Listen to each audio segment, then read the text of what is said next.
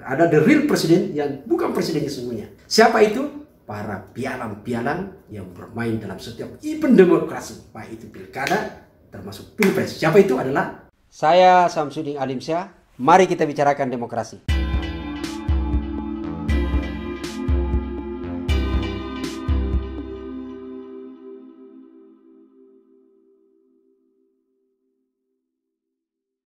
Bismillahirrahmanirrahim. Assalamualaikum warahmatullahi wabarakatuh. Sobat sekalian, alhamdulillah kita berjumpa lagi di channel Ustadz Demokrasi. Sebuah channel yang selalu berusaha menyajikan isu-isu yang paling aktual, tentu dengan analisa yang tajam. Sobat sekalian, tema kita kali ini adalah berkaitan dengan soal pencapresan untuk periode 2024-2029. Sobat sekalian, belakangan ini marak diskusi soal kingmaker. Siapa penentu, siapa yang memiliki pengaruh paling kuat untuk menentukan seseorang dianggap layak untuk bisa diajukan menjadi kandidat atau calon presiden pada pemilu 2024 mendatang. Sobat sekalian, DPR dalam hal ini Komisi 2 DPR RI bersama dengan pemerintah dan penyelenggara pemilu sudah menentukan, sudah bersepakat bahwa untuk pilpres nanti pemungutan suara itu akan dilakukan jatuh pada hari Rabu tanggal 28 Februari tahun 2024. Bukan hanya pilpres sebenarnya, karena kita menganut pemilu serentak. Yaitu adalah juga pemilu legislatif. Dalam hal ini untuk memilih anggota DPR RI, anggota DPD RI, DPRD Provinsi, dan DPRD Kabupaten Kota. Oleh karena itu, maka kalau tidak jadi revisi Undang-Undang Pemilu gitu ya, revisi terbatas, karena sekarang lagi didesak untuk melakukan revisi terbatas, maka nanti penyelenggara lagi-lagi akan berhadapan pada 5 kotak suara. Yang kita tahu pada pemilu lalu ada banyak penyelenggara yang berjatuhan korban karena saking beratnya beban mereka. Walau-walau. Tapi kita tidak akan membahas dulu berkaitan dengan soal surat suara yang begitu nyelimet dengan kotak suara yang begitu banyak. Tapi yang kita akan bahas sekarang ini adalah siapa kingmaker sebenarnya di balik yang menentukan, punya pengaruh yang kuat menentukan siapa yang akan dicalonkan menjadi calon presiden nanti. Sobat sekalian, sekarang ini memang sudah beredar, bahkan jauh sebelumnya beberapa lembaga survei begitu aktif turun ke masyarakat, melakukan rekam, membaca betul arah aspirasi harapan publik terhadap Pilpres 2024 nanti, termasuk juga personel individu seseorang dianggap siapa kira-kira yang mereka anggap layak untuk dimajukan sebagai kandidat calon presiden. Bagi saya kira langkah ini cukup positif dan perlu kita apresiasi, karena ini juga adalah bagian ruang yang terbuka bagi publik dari awal untuk bisa berpartisipasi langsung, untuk memberikan masukan kepada partai politik siapa kira-kira yang dianggap layak untuk bisa menjadi calon pemimpin ke depan. Tidak kemudian harus dibalik, masyarakat dibuat pasif, lalu kemudian serta-merta tiba-tiba partai politik nanti karena kewenangannya menyodorkan kandidat untuk dipilih sebagai calon presiden. Dengan langkah yang dilakukan sekarang ini adalah, itu saya kira cukup menarik, cukup bagus dan positif untuk kita respon semua. Terlepas walau-walau siapa nanti. Karena ini adalah di luar sistem gitu ya. Tapi paling tidak sekali lagi ini adalah ruang bagi publik untuk bisa berpartisipasi.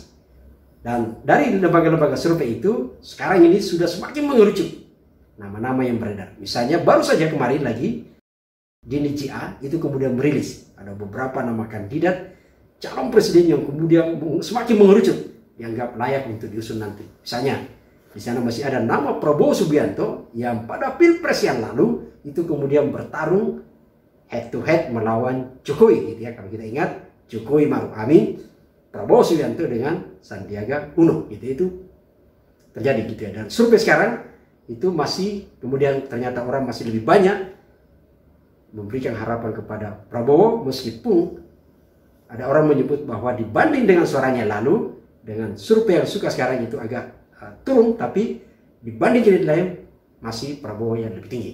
Di bawah Prabowo ada Ganjar gitu ya, Gubernur Jateng yang belakang ini banyak agak dianggap ribut dengan Puan Maharani gitu ya, karena Puan Maharani ternyata kalau kita cek di survei DJA juga justru surveinya agak jauh sekali gitu ya. Jadi ada Ganjar, jadi pertama saya ulangi, ada Prabowo, ada Ganjar, lalu kemudian ada Anies, ada AHY di sana, lalu kemudian ada Sandiaga Uno. Pertanyaannya sekarang ini adalah, apakah nama-nama yang beredar itu akan berjalan mulus, akan menemui jalan yang begitu baik, rezekinya untuk kemudian bisa dicalonkan menjadi calon presiden? Walang-walang. Secara konstitusi sebenarnya tidak ada masalah. Karena orang-orang yang beredar sekarang ini itu memang memenuhi syarat. Konstitusi kita, Undang-Undang Dasar 1945 di pasal 6 itu terutama di ayat 1 hanya mengatur soal syarat di mana seseorang bisa dicalonkan. Misalnya, si A itu benar-benar adalah warga negara Indonesia yang sejak kelahirannya itu adalah tidak pernah menjadi atau mendapatkan kewarganegaraan dari negara lain atas inisiatifnya sendiri. Itu clear gitu ya. Dan saya kira semua ini adalah warga negara Indonesia. Ada Prabowo pernah mendapatkan kewarganegaraan di luar, kalau tidak salah gitu ya, dari Yordania, tapi bukan atas inisiatifnya, tapi karena penghargaan gitu. Jadi ini konteksnya berbeda. Di ayat 2 justru disebutkan bahwa secara teknis prasyarat itu akan diatur menurut lain. Dan kita cek di Undang-Undang Nomor 7 tahun 2017 tentang pemilu, ternyata pemilihan umum, ternyata memang justru yang disyaratkan di sana adalah hanya umur juga, yaitu umur 40 tahun. Tidak ada masalah. Jadi secara normatif semua orang bisa menyatakan saya berniat untuk ada keinginan untuk menjadi calon presiden. Persoalannya adalah apakah dicalonkan? Karena dalam undang-undang kita untuk mencalonkan seseorang adalah harus melalui partai politik. Dan partai politik inilah kemudian akan menjadi tarik menarik. Karena juga tidak semua partai politik ada syarat di sana, yaitu adalah berdasarkan konstitusi syaratnya disebutkan bahwa partai politik yang bisa mengusung itu adalah harus memperoleh perolehan suaranya adalah 25% suara sah pada pemilu sebenarnya secara nasional gitu ya, atau 20% kursi di DPR. Apabila partai politik itu tidak mencukupi prasyarat tersebut, maka bisa membangun koalisi. Bahkan cukup pun kalau ingin membangun koalisi tidak ada masalah. Jadi membangun koalisi dengan partai lain. Yang menjadi catatannya adalah yang penting minimal 20% kursi di DPR atau gitu ya, atau 25% perolehan suara sah secara nasional. Itu syarat gitu ya. Nah, pertanyaan kemudian adalah apakah kalau itu sudah memenuhi, itu bisa untuk masuk dalam partai politik? Disinilah kemudian menjadi tarik menarik, ada pengaruh yang kuat yang orang tidak bisa membaca dengan begitu sangat cepat untuk membaca peta. Oh, ini akan dicalonkan, tidak bisa. Karena di situ adalah ada banyak kepentingan. Dan bahkan sebenarnya adalah dalam pilpres ini ada banyak variabel dan kepentingan. Hanya saja memang juga kepentingan ini terkadang kepentingannya jauh lebih dominan kepentingan pribadi, kepentingan golongan, tapi kemudian dibungkus atas nama kepentingan publik. Walau-walau yang jelas, karena ini melalui partai politik, maka tentu yang memiliki pengaruh paling kuat dalam analisa di DJA adalah yang memiliki kekuatan untuk pengaruh yang kuat adalah ada 3, yaitu adalah ada Megawati Soekarno Putri yang disebut kingmaker gitu ya, ada Megawati, ada Prabowo Subianto, lalu kemudian Airlangga Hartarto, yaitu adalah ketua Golkar. Kenapa kemudian 3 orang ini dianggap sebagai kingmaker untuk versi Indonesia? Karena mereka ini dianggap bahwa secara politik yang syarat untuk mencalonkan, khusus Megawati adalah sebagai ketua partai politik PDIP Perjuangan. PDIP adalah satu-satunya partai politik yang sudah memenuhi syarat mencalonkan sendiri tanpa koalisi. Jadi kalau PDIP bisa berkoalisi, bisa tidak berkoalisi, cukup untuk mencalonkan sendiri. Begitu juga Golkar sudah mengantongi suara sampai 50% kursi. Artinya tinggal menambah beberapa kursi untuk mencapai pada 115 kursi atau 20% gitu ya. Golkar dalam hal ini adalah Airlangga tinggal mencari satu partai politik untuk berkoalisi, itu sudah cukup dari 9 partai politik yang ada di DPR, kecuali P3. Karena P3 hanya 19 kursi sekarang. Dengan perolehan suara hanya 4% lebih. Jadi harus menambah lagi. Kalau dengan P3 harus menambah lagi partai yang lain. Kecuali kalau partai lain itu sudah cukup gitu. Hal yang sama juga pada Prabowo Subianto gitu ya.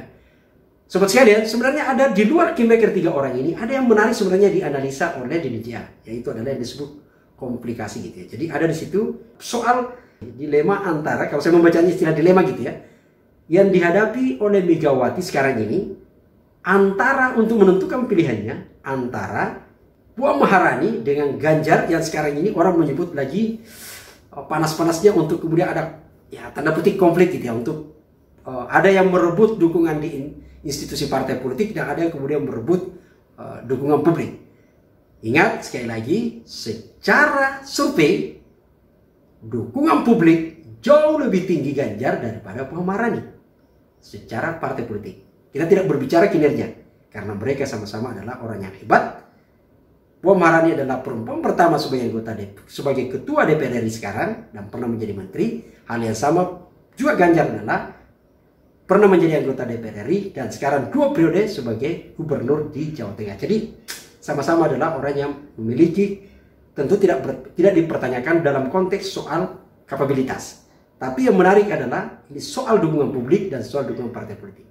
Pilihannya bagi Mega menjadi dilema adalah kalau kemudian dijelaskan di sana, kalau kemudian misalnya memaksakan untuk mengambil Puan Maharani yang surveinya sangat rendah, maka risikonya adalah partai politik bagi PDIP Perjuangan bisa jadi kalah pada Pilpres, dan itu artinya PDIP tidak akan lagi bisa menguasai, mengontrol, mengendalikan pemerintahan seperti sekarang ini.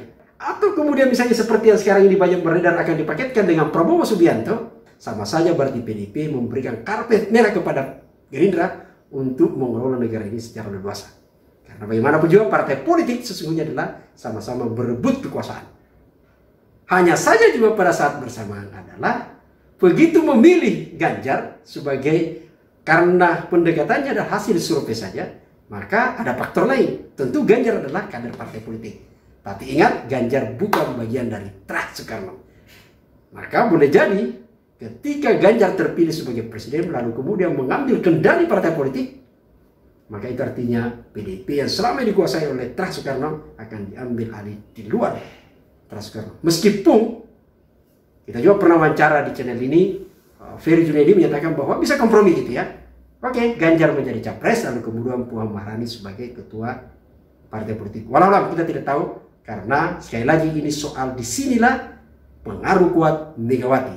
Megawati sebagai ketua partai politik adalah, ingat konstitusi kita, syarat kita bahwa seorang bisa menjadi calon presiden adalah harus dukungan partai politik yang memenuhi syarat dan ditandatangani, buktinya adalah harus ditandatangani oleh ketua umum, dan ketua umum PDIP Perjuangan sekarang adalah Megawati Soekarno Putri. Yang lain adalah diulas juga di LSI, yaitu adalah soal Prabowo yang bagaimana pengaruhnya sebagai ketua umum, sebagai ketua Dewan Pembina Gerindra sama dengan Airlangga Hartarto gitu ya, yang juga sebagai ketua Golkar, sama-sama punya pengaruh yang kuat gitu.